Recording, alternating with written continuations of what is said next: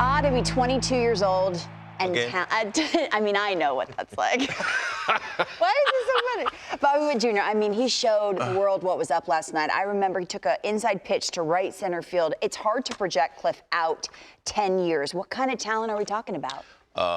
You know, a generational talent. I think when you watch him and the tools he presents, it speaks to, you know, what the game is looking for, an exciting player, a guy that can be a game changer. And then you look at what he did last night. But we're going to go first to what he's been struggling. So you look at splits with certain guys. And when we're talking about the book, we talk about the book with Kyle Tucker. Well, lefties have been giving him a tough time this season. Hit $170 against lefties, $270 against righties. So what is he doing? He's pulling off. And I saw a couple games early in the season. I'm like, once he figures this out, it's going to be tough to get him out. You're going to be able to erase some of the things in the book as a hitter. But last night, this one got him right. When you go down to the cage, I call it the lab, and work and get over the plate, put that chest over, stay over, not stay over to the point where you can't pull, but stay over to the point where you're driving the ball to right center and doing some of the things that a young stud can do, like Bobby Witt Jr. last night gave him the results you're looking for when you put in the work. We always say hard work pays off. Well, hard work in the cage has paid off for this dude. Do exactly what he did last night.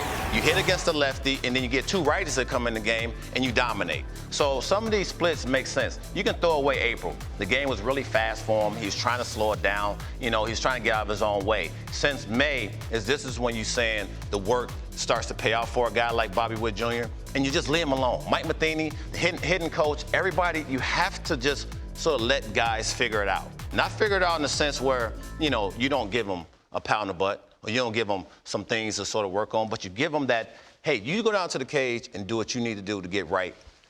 Early in the season, we've seen it with a lot of guys. You're going to struggle. It's just the nature of the beast. You're going to struggle. Your regimens change. You're trying to get out of the situations of the media's in your face, so you have to make time for yourself. I think he's now making time for himself. You see the work last night. When you talk about the splits are, well, he's hitting 170 against lefties. Why? Because, you know, little things will derail you at the big league level. These guys over to the left, the book says he can't hit certain pitches. Well, I'm just going to exploit that. And then once you make the change, then you start saying, well, now what they're going to do? Because now I'm going to change along with that. That's on, you know, adjusting on the fly is how it's such a good point, because I think we're spoiled by guys like Ronald Acuna Jr., who just come up and light the world on fire. Not ever. I mean, Mike Trout, some of the best in our sport, struggled. You know Bobby Witt, you know the family. Yeah. What drives him? What's he like? Great kid. And I can't say enough about the person. My son Jack played with him on Pan Am team, heck of a team with a lot of future guys that look like they're going to be legitimate. But grew up in baseball. His father, Bobby Witt Sr., he's got an uncle that's been a longtime scout. I can't say this enough, guys. This is a nice kid. Of course, you want to have great talent, second pick overall in the draft, and he's got it all. I didn't realize when I was watching him live, and I watched him a lot during that time, I didn't realize how fast he was. Yeah, he's fast. Really athletic, certainly knows what handle the bat.